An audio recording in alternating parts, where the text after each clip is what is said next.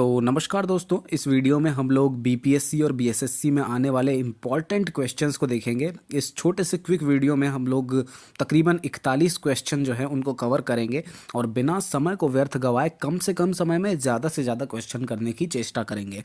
तो चलिए शुरू करते हैं पहले क्वेश्चन से। पहला क्वेश्चन है कि क्षेत्रफल की दृष्टि से भारत का विश्व में कौन सा स्थान है।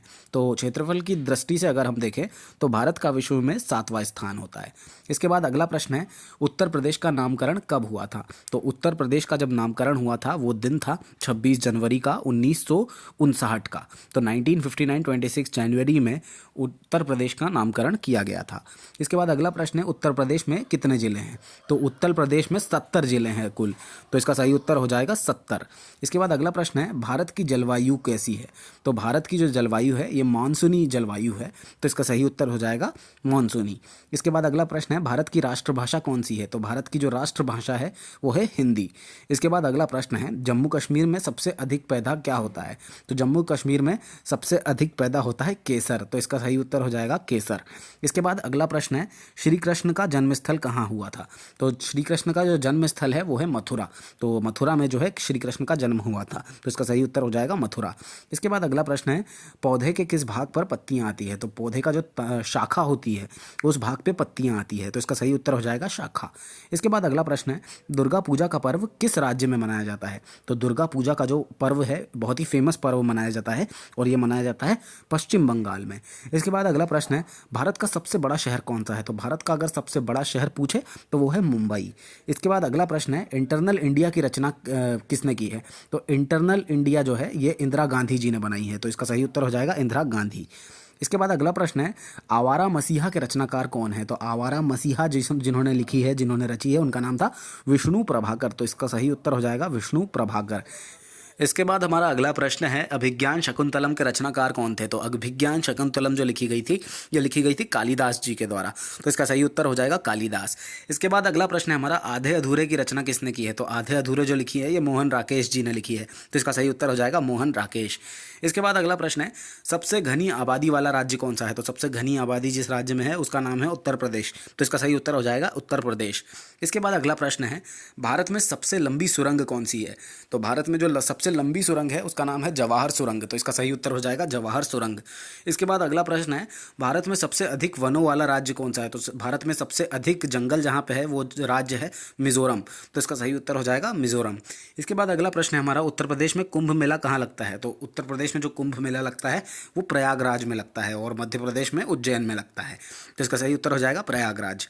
इसके बाद अगला प्रश्न है, उत्तर प्रदेश का कौन सा जिला तालों के लिए प्रसिद्ध है। तो उत्तर प्रदेश का जो जिला है अलीगढ़ वो तालों के लिए बहुत प्रसिद्ध है। तो इसका सही उत्तर हो जाएगा अलीगढ़। इसके बाद अगला प्रश्न है, आनंद भवन कहाँ स्थित है। तो आनंद भवन जो है ये प्रयागराज में स्थित है। तो इसका सही उत्तर हो जाएगा प्रयागराज। इसके बाद अगला प्रश्न है, आगरा कौन सी नदी पर स्थित है। तो आगरा जो है ये यमुना नदी पर स्थित है। तो इसका सही उत्तर हो जाएगा यमुना। इसके बाद अगला प्रश्न है, लुधियाना नामक नगर किस नदी पर बसा है। तो लुधियाना जो है ये हुगली नदी पर बसा है। तो इसका सही उत्तर हो जाएगा हुगली। इसके बाद अगला प्रश्न है, उज्जैन नगर कौन सी नदी पर बसा है। तो उज्जैन जो है ये शिप्रा नदी पर बसा है। तो इसका सही उत्तर हो जाएगा शिप्रा। इसके बाद अगला प्रश्न है, सूरत किस नदी पे बसा है। तो सूरत जो है ये ताप्ती नदी पे बसा है। तो इसका सही उत्तर हो जाएगा ताप्ती। इसके बाद अगला प्रश्न है, कॉर्बेट राष्ट्रीय उद्यान कहाँ स्थित है। तो कॉर्बेट राष्ट्रीय उद्यान जो है ये नैनीताल में स्थित है।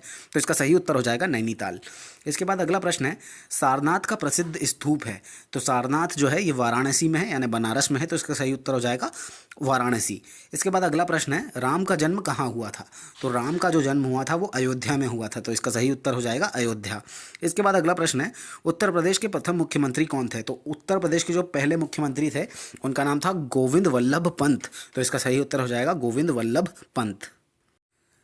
इसके बाद हमारा अगला प्रश्न है कि भारत का संविधान कब लागू हुआ। तो भारत का संविधान जो था वो लागू हुआ 26 जनवरी 1950 को। और इसका अगला प्रश्न है कि भारत का संविधान कब बनकर तैयार हुआ। तो ये 26 जनवरी 1949 को 26 नवंबर 1949 को ये बन के तैयार हो गया था। इसके बाद कौन सा रसायन पानी में जलता है? तो सोडियम जो है, इसको जब हम पानी में डालते हैं तो ये जल जाता है, तो इसका सही उत्तर है सोडियम। इसके बाद अगला प्रश्न है, माचिस की डिबिया पर क्या लगाया जाता है? तो माचिस की जो डिबिया होती है उस पर रेड फॉस्फोरस लगा हुआ होता है, तो इसका सही उत्तर हो जाएगा रेड फॉस्फोरस। इसके बाद अगला प्रश्न है, भोजन बनाने का कार्य कौन करता है? तो भोजन जो बनाने का कार्य करते हैं वो होती है पत्तियाँ, तो इसका सही उत्तर हो जाएगा पत्तियाँ। इसके बाद अगला प्रश्न है, सूर्य के प्रकाश में कितने रंग होते हैं? तो सूर्य के प्रकाश में 7 रंग होते हैं जो इंद्रधनुष में होते हैं, तो 7 रंग जो होते हैं ये सूर्य के प्रकाश में होते हैं। इसके बाद अगला प्रश्न है, पानी जमकर क्या बन जाता है? तो पानी जो है जमकर बर्फ बन जाता है, तो इसका सही उत्तर हो जाएगा बर्फ। इसके बाद अगला प्रश्न है, बिहू किस राज्य का प्रमुख त्यौहार है? तो बिहू जो है ये एक त्यौहार है जो असम में मनाया जाता है, तो इसका सही उत्तर हो जाएगा असम। इसके बाद अगला प्रश्न है, नेपाल की मुद्रा क्या है? तो नेपाल की जो मुद्रा है उसको रुपया बोलते हैं, तो इसका सही उत्तर हो जाएगा रुपया। इसके बाद अगला प्रश्न है, जापान में कौन सी मुद्रा प्रचलन में है? तो जापान में येन मुद्रा चलती है, तो इसका सही उत्तर हो जाएगा येन। इसके बाद अगला प्रश्न है, वानखेड़े स्टेडियम कहाँ स्थित है? तो वानखेड़े जो स्टेडियम है ये मुंबई में स्थित है, तो इसका सही उत्तर हो जाएगा मुंबई। इसके बाद अगला प्रश्न है, पटना का प्राचीन नाम क्या था? तो पटना को पहले पाटलिपुत्र कहते थे, तो इसका सही उत्तर हो जाएगा पाटलिपुत्र।